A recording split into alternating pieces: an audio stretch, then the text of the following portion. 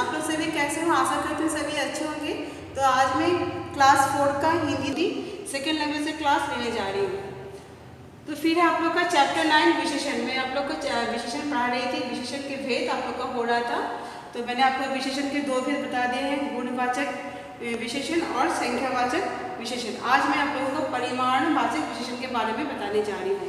तो परिमाणवाचक विशेषण क्या होता है? जो शब्द संज्ञा या सर्वनाम के माप तोल या मात्रा की विशेषता प्रकट करते हैं उन्हें परिमाणवाचक विशेषण कहते हैं। यानी जो शब्द संज्ञा सर्वनाम के माप तोल, यानी ये कितना है, कितने का ये होगा, ऐसा अगर आपको किसी चीज़ का माप तोल का पता चलता है तो ऐसी शब्द को हम लोग परिमाणवाचक विशेषण कहते हैं। जैसे इसका उदाहरण है 5 किलो सेब। फिर है आपका 10 लीटर मिट्टी का तेल। तो देखिए इसमें क्या है, 5 किलो सेब है। कितने किलो सेब है? 5 किलो सेब। तो इससे आपका किसका सेब क्या है? आपका संज्ञा है। तो सेब के माप का पता चलता है कि सेब कितना है, 5 किलो का है। तो इससे ये पता चलता है कि ये परिमाणवाचक विशेषण है। फिर आपका 10 लीटर ये नहीं होगा, इसमें बड़ी की मात्रा होगा। 10 लीटर मिट्टी का तेल। तो मिट्टी का तेल कितना है? 10 लीटर है। यहाँ पे तेल जो है आपको यहाँ पर संज्ञा बताया गया है और ये कितना लीटर है? 10 लीटर। यानी तेल का माप तोल का पता चलता है। तो इससे पता चलता है कि ये परिमाणवाचक विशेषण है। यानी जो सब संज्ञा सर्वनाम के माप तोल या मात्रा की विशेषता प्रकट करता है उन्हें हम लोग परिमाणवाचक कहते हैं। तो यहाँ 5 किलो और 10 लीटर ये आपका सेब और तेल की मात्रा का पता चलता है कि ये कितना मात्रा या कितना माप का है। ठीक है। फिर है आपका परिमाणवाचक विशेषण के भी दो भेद होते हैं। जैसा कि इसके पहले ही देखा था, गुणवाचक संख्यावाचक विशेषण के दो भेद थे। यहाँ पर परिमाणवाचक विशेषण के भी दो भेद हैं। क्या क्या है? निश्चित परिमाणवाचक विशेषण, फिर है अनिश्चित परिमाणवाचक विशेषण।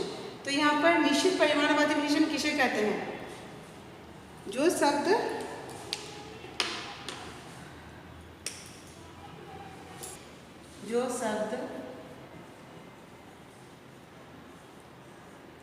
संज्ञा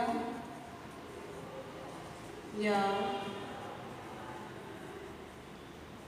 सर्वनाम के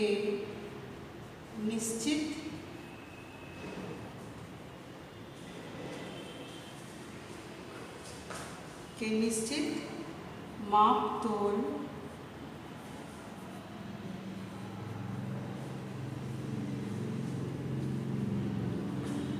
या फिर परिमाण। माप तोल को हम लोग क्या कह सकते हैं? परिमाण। माप तोल को प्रकट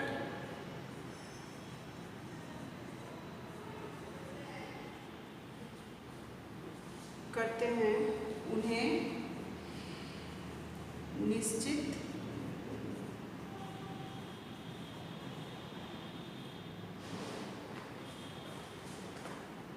परिमाण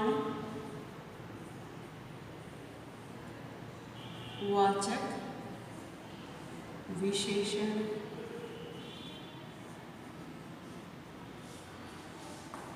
कहते हैं।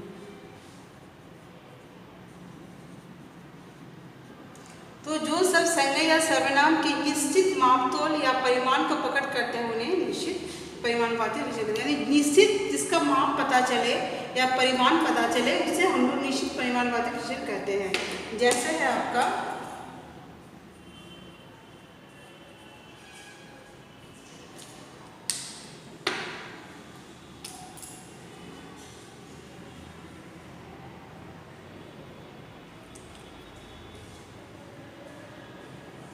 5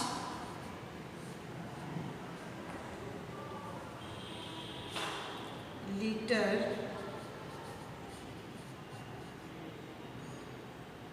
दूध लीटर दूध, या फिर हो गया 5 लीटर 10 लीटर है लीजिए।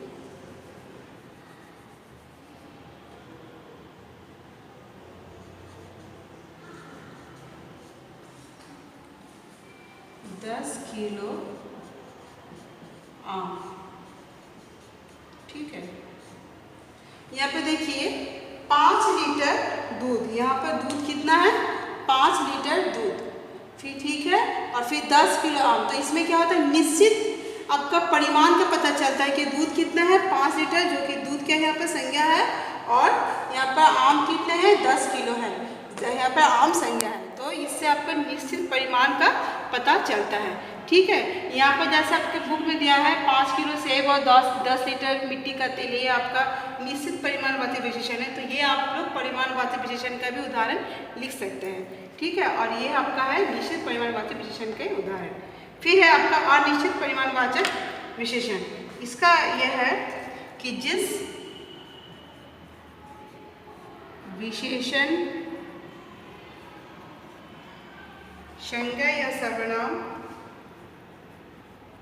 से संज्ञा या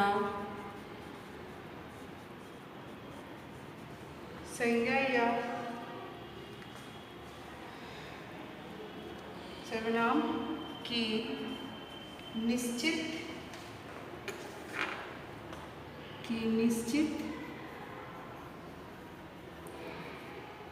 संख्या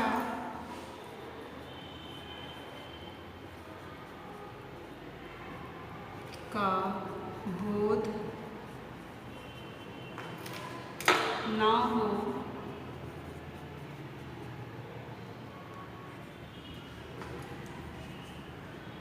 उसे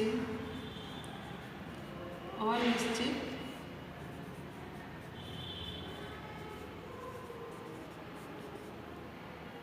परिमाणवाचक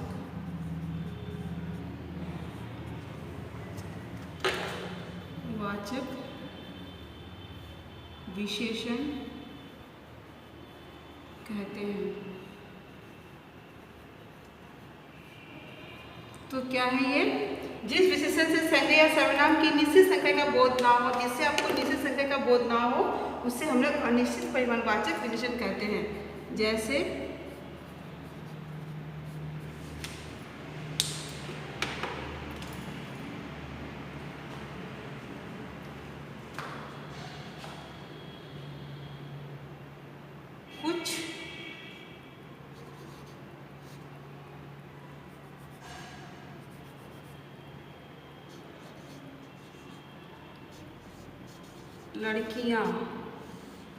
कुछ लड़कियां, या फिर आप कह सकते हैं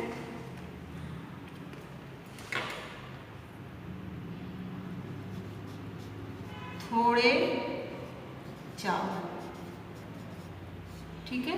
तो इसमें क्या है आपका लड़कियां क्या है, कुछ लड़कियां हैं और चावल कितने हैं थोड़े, यानी आपका इसमें किसी निश्चित आपका संख्या का बोध नहीं हो रहा है कि लड़कियां कितनी हैं और चावल कितने हैं। तो ये आपका हो गया अनिश्चित परिमाणवाचक विशेषण।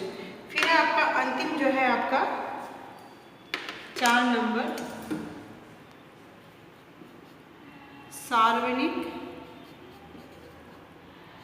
सार्वनामिक विशेषण।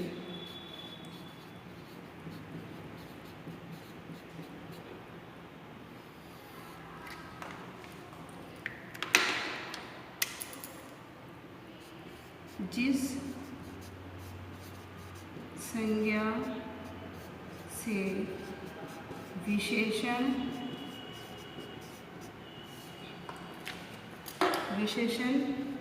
सर्वनाम द्वारा की जाए, जिस संज्ञा से की विशेषता सर्वनाम द्वारा की जाए, उसे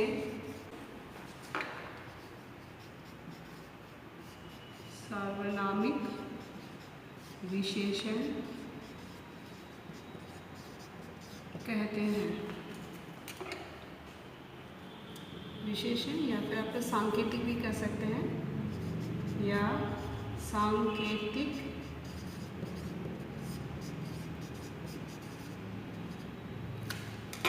विशेषण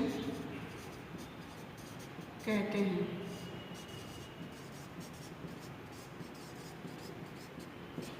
तो जिस संज्ञा से विशेषता सर्वनाम द्वारा की जाए उसे सार्वजनिक या सांकेतिक विशेषण कहते हैं। जैसे जिस संज्ञा से विशेषता सर्वनाम द्वारा, यानी जिस संज्ञा की विशेषता हम लोग सर्वनाम द्वारा प्रकट हो उसे हम लोग सार्वजनिक सांकेतिक विशेषण कहते हैं। सार्वजनिक या फिर सांकेतिक, इसको हम लोग उदाहरण देते हैं। जैसे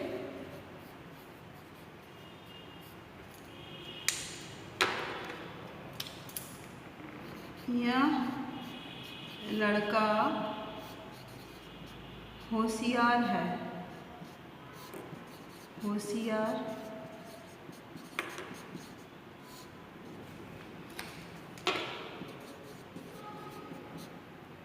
वह घर किसका है?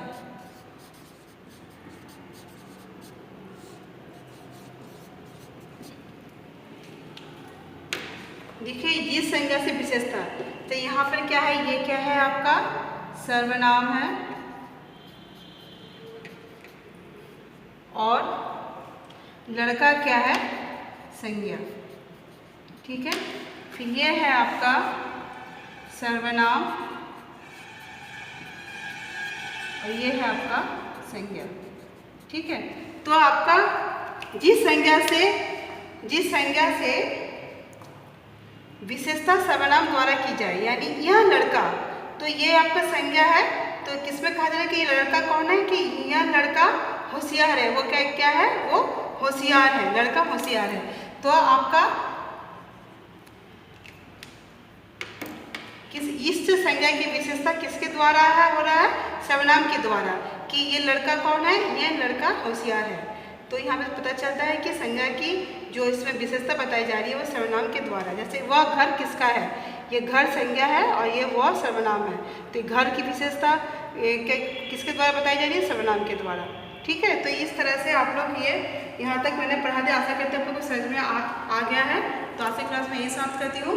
धन्यवाद।